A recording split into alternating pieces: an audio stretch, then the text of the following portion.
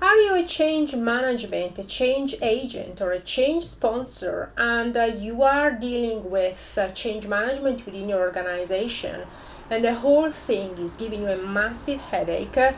Well, keep on watching.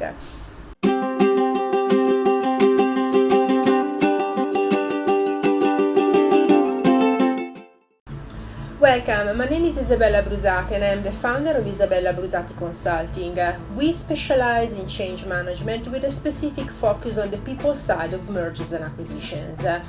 In the series of videos that I am putting on YouTube over the past few weeks, I am discussing the culture element of change, and in particular the importance of culture for the profitability of an organization, the element of culture and how they are intertwined, and the importance of being able to manage those elements in an effective way in order to drive cultural change. It is not unusual to hear people saying, the employees are just dragging their feet, they just don't get it, they don't understand it. Well, it's actually much more in depth, and culture helps to understand why some things in the change management initiative are not going as we would like, not as smoothly, and most of all not as quickly as we would like, because changing culture is something that doesn't happen from one day to another.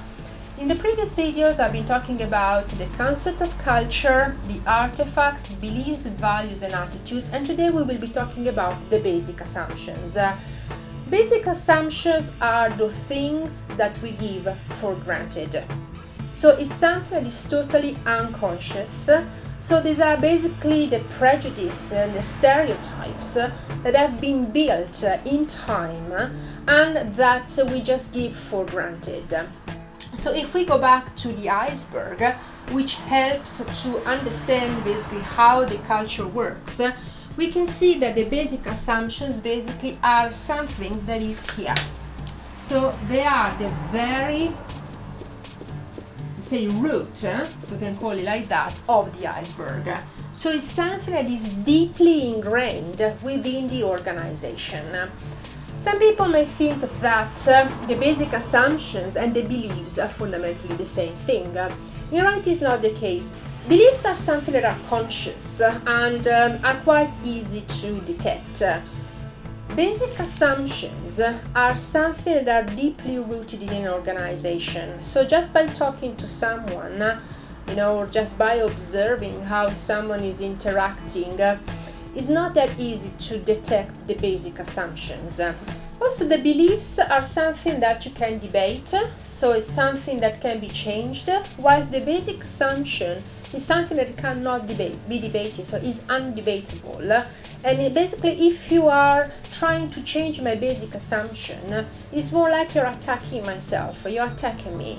So we can see how basically people, if you attack my very basic root, I am going basically to push you back. So we can start to understand how this, cultural grading or cultural elements are making it harder and harder to modify the culture. So we go from the artifact that, of course I'm talking just in very basic terms, is the way a company is structured. So you can see the nice building, it's very open door, everyone is happy, etc. And then maybe you start talking with one of the senior managers that says that, oh yes, we value integrity, we value diversity.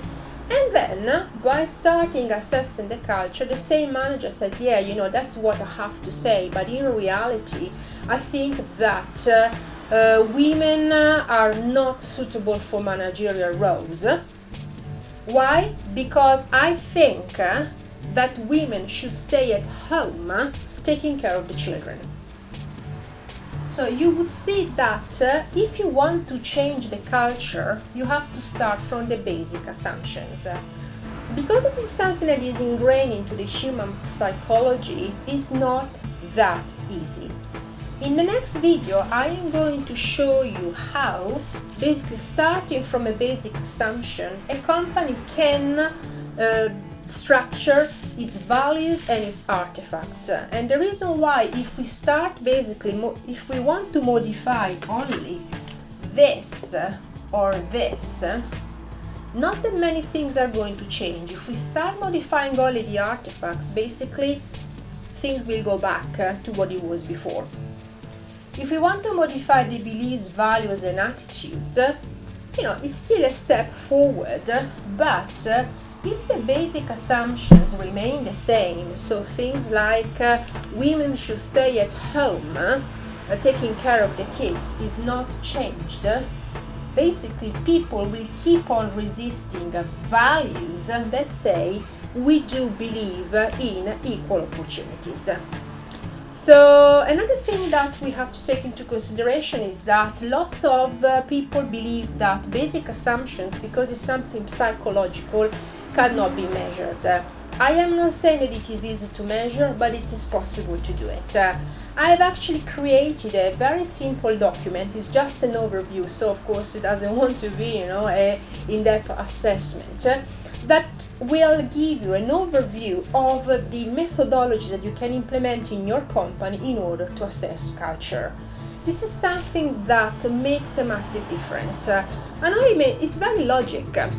And it looks like it's very, linear, but we perfectly know that when we try to implement change, well, we would love things to go this way, but usually it goes this way.